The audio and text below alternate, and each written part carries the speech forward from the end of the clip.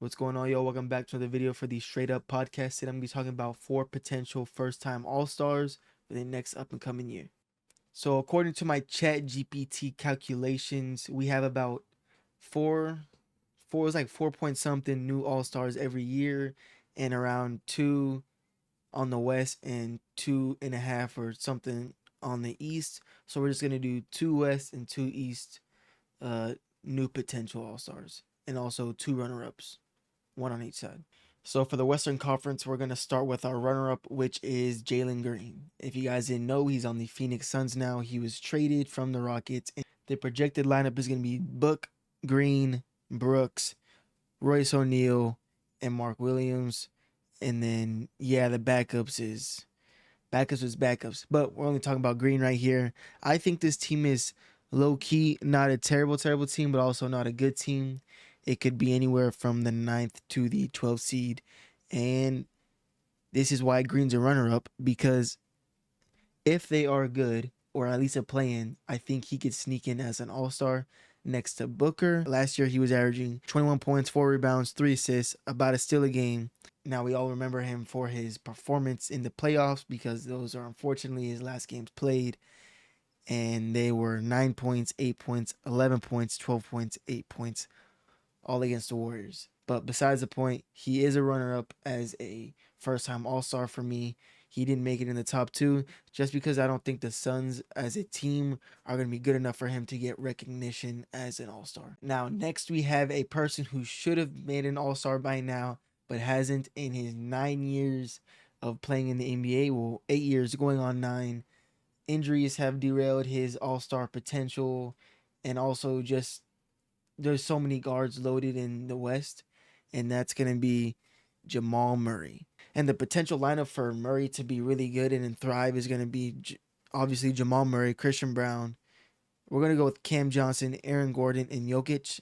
And the backups, Valanciunas, Bruce Brown, Tim Hardaway Jr., and then you could do Pickett, Stoudemire, and maybe Russell comes back. I don't know what's happening with him. But yeah, with this team, I think Jamal Murray could be really good like always.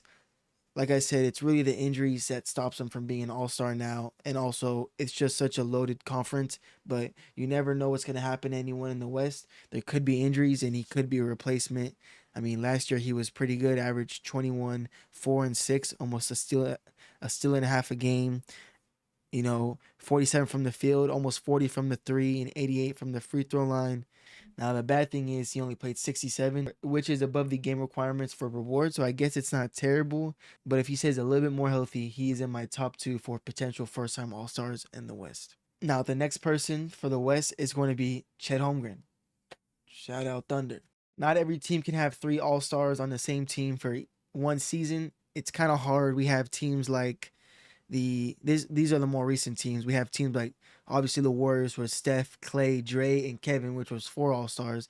Then we have the Cavs with LeBron, Kyrie, and Love, and then Heat had Wade, LeBron James, and Chris Bosh. It's not an easy feat to overcome, but if any team can do it, it's the historical Thunder team. And honestly, he probably could have been an All-Star if he didn't get hurt. I think he only averaged 15, 8, 2 assists, about a steal and 2 blocks.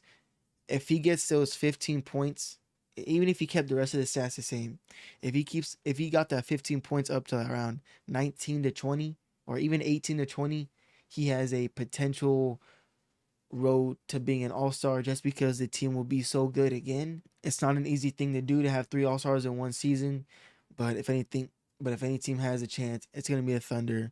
And I think Chet Holmgren could be a first-time All-Star on the West. All right, on the East side, we have for the runner-up Josh Giddey. I had other names like MPJ, but I don't know how good the Nets are, and I don't know how real it is that MPJ is just gonna turn into an All-Star out of nowhere. Could be possible. He was on the list. I crossed him out.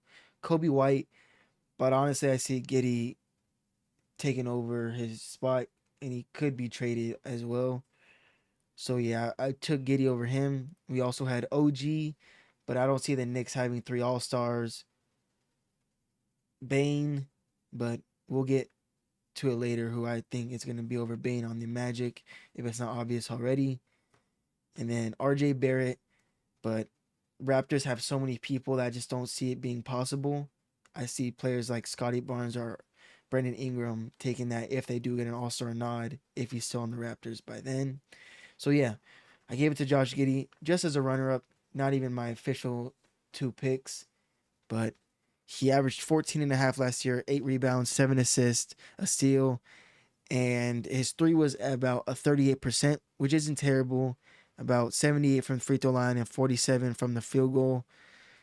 But if you guys were, if you guys were paying attention to the league, specifically the Bulls, specifically Josh Giddey, you would know that the last month and a half, 2 months maybe, he was averaging around 20 points or more. And I think it was like 28 and 8 or something, 21 8 and 8. Even his last couple of games, he had 17 7 and 12, 15 19 and 12, 23 10 and 8, 28 16 and 11, 25 10 and 4. The weird thing is, and this is why I couldn't put him in my top two, is because we don't know what's happening with his contract. Is he going to go to another team? Probably not. Are they going to use him as the focal point of the offense and maybe try to make him the star he could be? I don't know. So right now he's just a real like big guess in my mind, and for that reason he's going to be a runner up. But hopefully the Bulls make him an All Star. Hopefully they can develop him. Now for the first time All Star nod, I'm gonna give it to Andrew Nemhard. He averaged 10 points, 3 rebounds, 5 assists, a steal in his backup minutes as a point guard for the Pacers. But as you know, Tyrese Halliburton went out with an Achilles and he is out the whole entire year. And that gives basically full reins for Nemhard to run the offense with Pascal Siakam. Nemhard will have the ball a lot. He's already going to be a potential all defensive guard, and I think he could be a potential all star, especially since the Eastern Conference guards are not as strong as the West. So if he can get his 10 points to it, he could go up to 20 possibly. I know 10 points is crazy, but I think it's possible with Andrew Nemhard.